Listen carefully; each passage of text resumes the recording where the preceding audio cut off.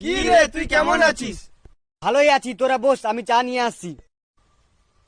মা, 3টে চা বানাও তো, বাড়িতে বন্ধু এসেছে। বাবু, বাড়িতে তো চিনি নাই। ঠিক আছে, তুমি বিনা চিনিতেই চা বানাও, বাকিটা আমি সামনে নিচ্ছি। ঠিক আছে, যা নিয়ে যাচ্ছি। আজকে সবাই আমরা একটা খেলা খেলবো। কি খেলা? যার চায় চিনি থাকবে না সে রাতে সবাইকে পাঠিয়ে দেবে, ঠিক আছে? ঠিক আছে। কাকিমা, চায়ে চিনি ঠিক আছে। আমারটাও ঠিক আছে। কাকিমা, মনে হচ্ছে আমার চায়ে তুমি চিনি বেশি দিয়েছো। কি কি রে?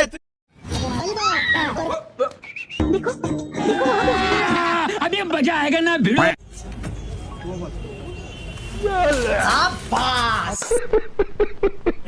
डिम देवो ना इस सज्जन को क्या तकलीफ है भाई?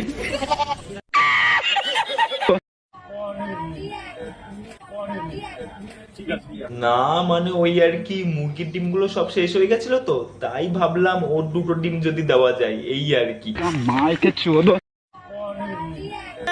রাজুদার বড়টা ঠিক আছে, হেভি টেস্ট। আপেল এইটা না লাগলে আমাকে দিয়ে যাও। অবশ্যই, আনলিমিটেড তরকারি আর বড়টা খেতে। ইন্ডিয়া থেকে প্রথমবার এসেছি ঢাকাতে, তো এখানে আশেপাশে কোনো হিন্দু হোটেল আছে যেখানে খাওয়া যাবে?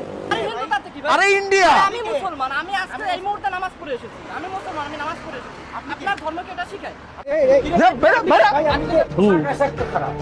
আসছে মানুষ আসতেই পারে, সে যে পোশাক আশাকের অবস্থা। এই যে দেখো, এই আমার ভাই ধরে রাখছে দেখে না, এই যে কাকাও আমাকে ধরে রাখছে না, দিতাম মাই। আপনার কি কোনো সমস্যা আছে দাদা? लेकिन ये साला कर क्या रहा है यहाँ पे?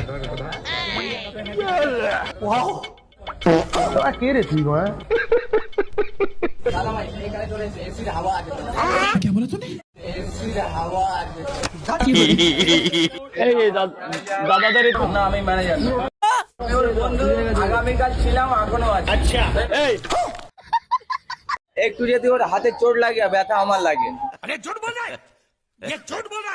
এত গভীরতা আছে। বলেন কি?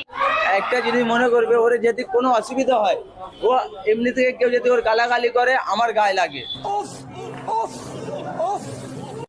কারণ জানেন,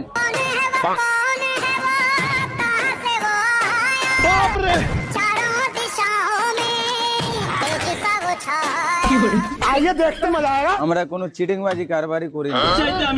अरे कहना क्या चाहते हो? 700 পিস মোটামুটি সেল হয়েছে সকাল থেকে। রাজু তো সারা জীবন বলেছে 400 পিস। 100 পিস পট আনি কলকাতার রাস্তায় বিক্রি করে। যেটা এনেছি সেটাই বলবো, আমরা কোনো চিটিংবাজি কারবারি করি না। কি করে হবে?